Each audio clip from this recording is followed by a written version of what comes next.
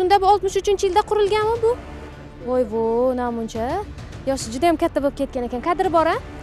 Demak, biz Jondor tumanining Qozikent mahallasi Xosaqo'ri qishlog'idamiz va bu yerda 1963-yilda qurilgan simyog'ochlar ta'mirtalab holatga kelib qolgan. Simlarning har qaysi aralig'i, simyog'ochlar aralig'i 7-8 ta yamoq qilingan.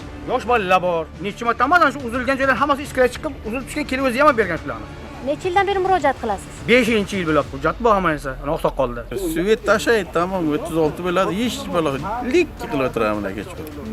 Ana borib ko'rishlaringiz bugun nahot. Avariyani holatda o'tiribdi bular.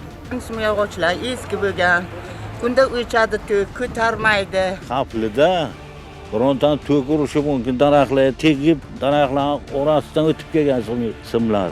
Xo'sh, ushbu holatga qachon yechim izlanadi? Biz mutasaddiga murojaat qildik. 20-yil dasturgacha qo'ygancha avariya nimani olamiz, ana bitta ikkita platinkalarni. Beton platinkalarni singanlarni almashtirib, bo'sh simlarni tortib, bo'lmaydigan simlarni almashtirib qilaman. Yilning oxirigacha amalga oshiradi shu ish. O'ylaymizki, 2026-yilning oxiriga qadar ushbu manzildagi simyog'ochlar ham qayta almashtirilib, yangi holatga keltiriladi. Biz esa natija uchun yana ushbu manzilga qaytamiz. Millarni esa kuzatishda davom eting.